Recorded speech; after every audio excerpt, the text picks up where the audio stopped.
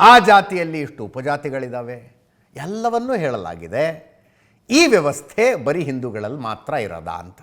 ಕ್ರಿಶ್ಚಿಯನ್ರಲ್ಲಿನ ಪಂಗಡಗಳು ಉಪಪಂಗಡಗಳ ಪ್ರಸ್ತಾಪ ಇದೆ ಇದರಲ್ಲಿ. ಆಯೋಗನೇ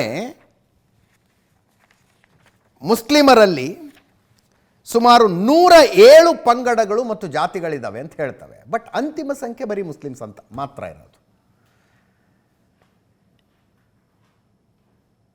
ಸಾಮಾಜಿಕ, ಆರ್ಥಿಕ, ಶೈಕ್ಷಣಿಕ ಪ್ರಗತಿಯನ್ನು ತಿಳಿದುಕೊಳ್ಳುವ ಉದ್ದೇಶವೇ ಆಗಿದ್ದರೆ ಮುಸ್ಲಿಮರಲ್ಲಿ ಶಿಯಾಗಳು ಆರ್ಥಿಕವಾಗಿ ಮುಂದಿದ್ದಾರಾ, ಸುನ್ನಿಗಳು ಮುಂದಿದ್ದಾರಾ, ಪಿಂಜಾರರು ಹೆಂಗಿದ್ದಾರೆ, ವೃತ್ತಿ ಆಧಾರದ ಮೇಲೆ ವಿಭಾಗಗಳಿದ್ದಾವಲ್ಲಿ, ಅವರವರ ಆರ್ಥಿಕತೆ ಹೆಂಗಿದೆ, ಯಾರು ಜಾಸ್ತಿ ಶಿಕ್ಷಣ ಪಡೆದಿದ್ದಾರೆ, ಯಾರು ಶಿಕ್ಷಣದಲ್ಲಿ ಹಿಂದುಳಿದಿದ್ದಾರೆ, ಯಾರ ಕೈಯಲ್ಲಿ 4 ದುಡ್ಡು ಓಡಾಡ್ತಿದೆ, ಯಾರು ಕಡು ಬಡವರಾಗಿ ಉಳಿದಿದ್ದಾರೆ ತಿಳ್ಕೊಳ್ಳೋದು ಬೇಕಾಗಿಲ್ವಾ?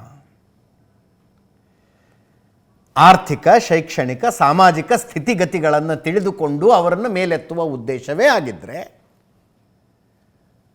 ಉಪಪಂಗಡಗಳ ಆರ್ಥಿಕ, ಸಾಮಾಜಿಕ, ಶೈಕ್ಷಣಿಕ ಸ್ಥಿತಿಗತಿಗಳನ್ನು ತಿಳ್ಕೊಳ್ಳೋ ಅವಶ್ಯಕತೆ ಇಲ್ವಾ ಅಂತ ಸಹಜವಾಗಿ ಬರೋ ಪ್ರಶ್ನೆ ಅಲ್ವಾ ಇದು.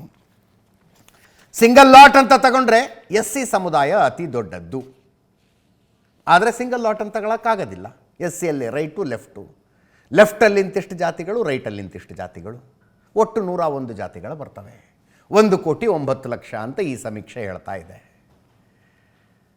ಆದರೆ ಮುಸ್ಲಿಂ 75,25,000 ಫಿಕ್ಸ್. ಅದು 75,25,000 ಮುಸ್ಲಿಂ ಫಿಕ್ಸ್. ಅದರಲ್ಲಿ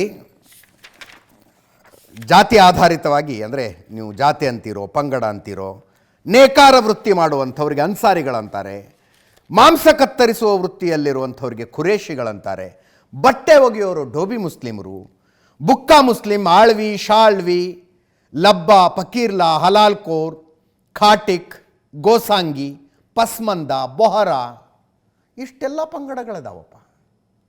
ಇಲ್ಲ, 75,25,000 ಅದು ಫಿಕ್ಸು.